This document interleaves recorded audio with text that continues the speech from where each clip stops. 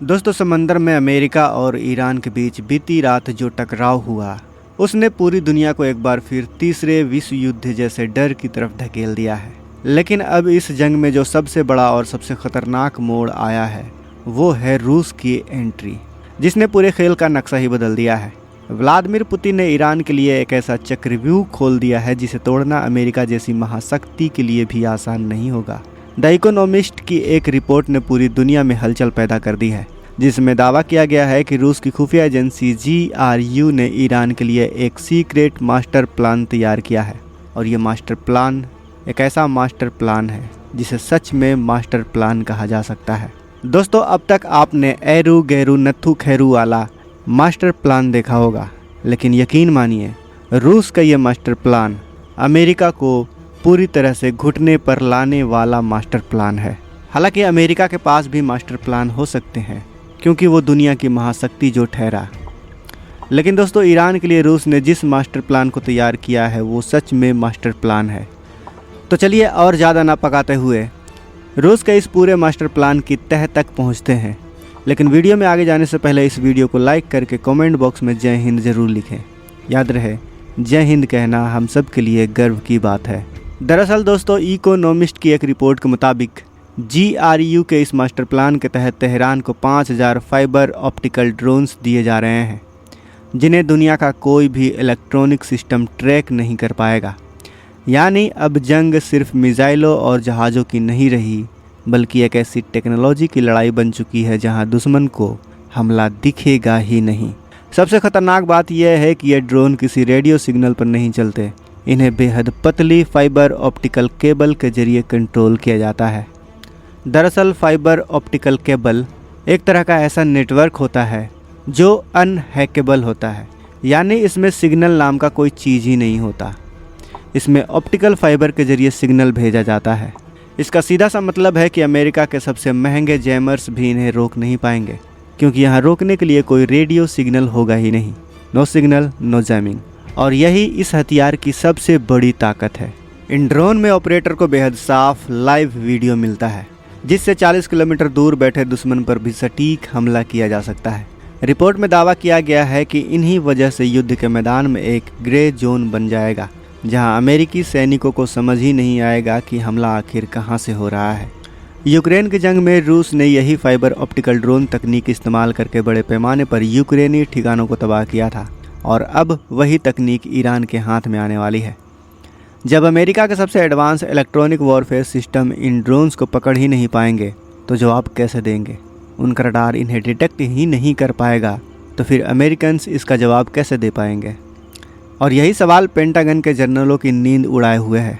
लेकिन कहानी यहीं पर ख़त्म नहीं होती दोस्तों, बल्कि यहाँ से और ज़्यादा चौंकाने वाली बात शुरू होती है। रूस अब ईरान को लंबी दूरी वाले सैटेलाइट ड्रोन्स भी देने की तैयारी में है।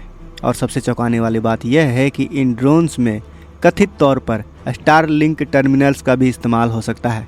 वही स्टारलिंक जिसे एलोन मस्क की कंपनी चलाती है। यूक्रेन में रूस के लिए स्टारलिंक सेवाएं सीमित थी, लेकिन मिडिल ईस्ट में ऐसी कोई पाबंदी फ़िलहाल नहीं है। अगर ऐसा हुआ तो ईरानी ड्रोन हज़ारों किलोमीटर दूर तक अमेरिकी ठिकानों को निशाना बनाने में सक्षम हो सकते हैं। यानी अमेरिका की खुद की टेक्नोलॉजी का इस्तेमाल उसके खिलाफ हो सकता है। सोचिए दोस्तों, अमेरिका का ही हथियार, अमेरिका की ही टेक्नोलॉजी और उसी के खिलाफ इस्तेमाल करने का मास्टर प्लान। ये तो कुछ ही बातें हैं दोस्तों, इससे भी बड़े खुलासे होने वाले हैं, तो वीडियो को अंत तक देखते रहिए। इस रिपोर्ट के मुताबिक रूस सिर्फ हथियार ही नहीं दे रहा, बल्कि ईरान की पूरी ड्रोन आर्मी तैयार करने में जुटा हुआ है। इसके लिए एक 3 परतों वाला सिक्योरिटी नेटवर्क बनाया जा रहा है, जो इस पूरे ऑपरेशन को और भी ख़तरनाक बनाता है। पहली परत में रूस की यूनिवर्सिटीज़ में पढ़ रहे करीब 10,000 ईरानी छात्रों को ड्रोन ऑपरेशन की ट्रेनिंग देने की बात कही गई है। दूसरी परत में ताजिक लोगों को शामिल किया जा रहा है, क्योंकि वे रूसी और फारसी दोनों भाषाएं समझते हैं, जिससे कम्युनिकेशन की कोई समस्या नहीं होगी। और तीसरी परत में सीरिया के पूर्व राष्ट्रपति बशर अल असद के वफादार लड़ाकों को जोड़ने का दावा किया गया है। यानी यह एक पूरा नेटवर्क है, एक पूरी फौज है जो अमेरिका के खिलाफ खड़ी की जा रही है। माना जा रहा है कि यह पूरा प्लान तब और तेज हुआ जब खबर आई कि ट्रंप प्रशासन ईरान के सबसे अहम तेल केंद्र खरग द्वीप पर कब्जे की तैयारी कर रहा है। खरग वही जगह है जहां से ईरान के तेल निर्यात का बड़ा हिस्सा निकलता है, और अगर यहाँ हमला होता है तो ईरान की अर्थव्यवस्था को एक ऐसा झटका लग सकता है जिससे उभरना उसके लिए बहुत ही मुश्किल हो जाएगा। पुतिन ने यह भांप लिया है कि अगर ईरान आर्थिक रूप से कमज़ोर हो गया तो अमेरिका का काम आसान हो जाएगा। इसलिए रूस ने ईरान को एक ऐसी तकनीकी ढाल दे दी है जिससे अमेरिका का मिशन लेबनान में हिजबुल्लाह पहले ही इस रूसी ड्रोन टेक्नोलॉजी का इस्तेमाल करके इजरायली सेना को चुनौती देता दिखाई दे चुका है और अब वही सिस्टम ईरान के हाथों में बड़े पैमाने पर पहुंच रहा है। इस पूरे घटनाक्रम में एक और बड़ा मोड़ तब आया जब खबर आई कि सऊदी अरब ने अमेरिकी फोर्सेस को अपने एयरबेस और एयर स्पेस इस्तेमाल करने की इजाज़त दे दी है। वॉल स्ट्रीट जर्नल की यह रिपोर्ट इसलिए अहम है क्योंकि इससे पहले सऊदी ने हॉर्मुज से जुड़ी किसी भी कार्रवाई के लिए अपनी ज़मीन देने से साफ मना कर दिया था। उस इनकार की वजह से अमेरिका को अपना प्रोजेक्ट फ्रीडम ऑपरेशन भी रोकना पड़ गया था।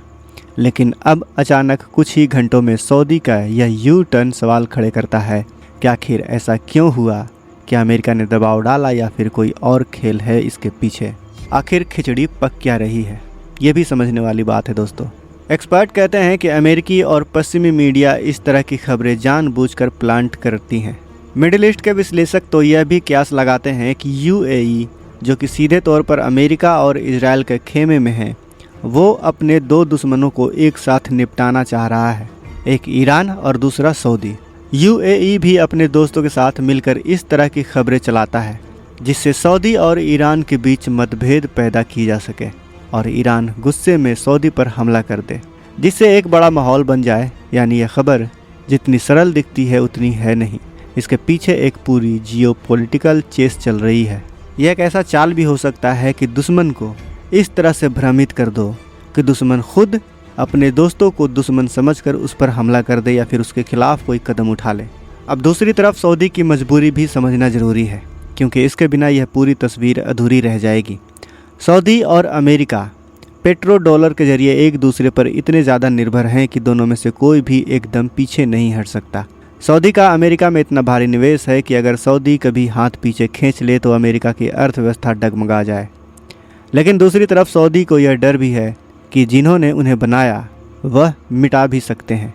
दरअसल सऊदी को जो आज़ादी मिली है, जो उसका डीकोलोनाइजेशन हुआ है, उसकी आज़ादी के पीछे ब्रिटेन और अमेरिका का बहुत बड़ा हाथ है। खैर, अब पूरी दुनिया की नज़र इस सवाल पर है कि क्या ट्रंप रूस के इस चक्रव्यूह को तोड़ पाएंगे। अमेरिका एक ऐसे चक्रव्यूह में घुस गया है जिससे बाहर निकलने का साफ रास्ता नज़र नहीं आता। एक तरफ हॉर्मुज में ईरान के सुपर कैविटेटिंग टॉर्पिडोज हैं, एंटी शिप मिसाइल हैं, दूसरी तरफ रूस के फाइबर ऑप्टिकल ड्रोन्स का जखीरा आने वाला है और ऊपर से यूएई पर लगातार हमले हो रहे हैं जो अमेरिका के सहयोगियों को कमज़ोर कर रहे हैं।